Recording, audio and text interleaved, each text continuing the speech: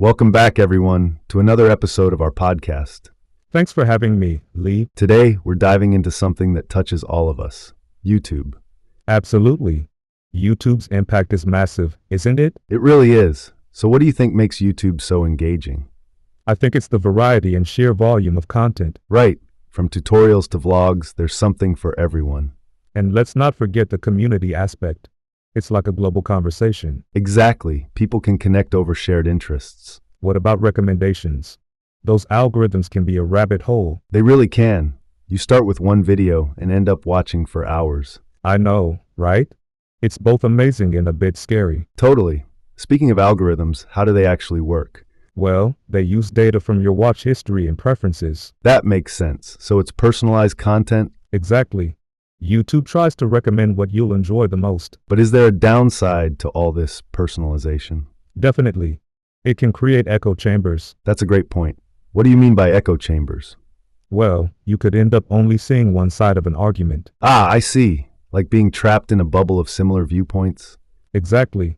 It's important to seek diverse perspectives. For sure, balance is key in content consumption. So true. Speaking of balance, how do you manage your YouTube time? I set limits for myself, otherwise I'd get lost in endless videos. Great idea. Mindfulness can be really helpful. Agreed, and taking breaks helps me retain information. Absolutely. Breaks refresh your mind. Any favorite types of videos you'd recommend? I love educational channels. They blend learning with entertainment. That's a win-win. Any specific channel? Crash Course is a classic. So informative. I've heard great things about that one. What about you? What's your go-to? I enjoy documentary-style content. It's captivating. Totally. It's fascinating to learn about real-world events. YouTube has made documentaries more accessible, right? Definitely. Anyone can find narratives from different cultures. And that brings us back to the community aspect.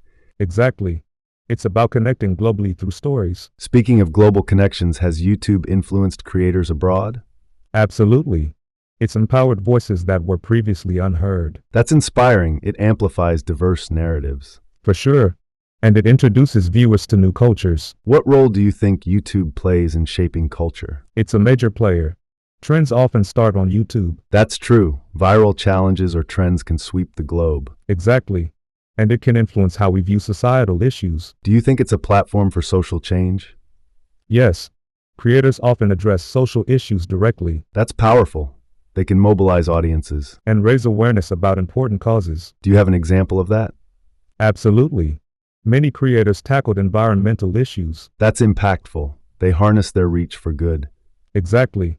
It shows the potential of platforms. It's like how information spreads quickly. Definitely. But it also means misinformation spreads. True. We need to promote media literacy. Absolutely. It's crucial, especially for younger audiences. So how can we encourage responsible viewing? By sharing tips on critical thinking and skepticism. Great idea, like questioning sources. Yes. And cross-checking facts before sharing. That could lead to more informed discussions. Absolutely.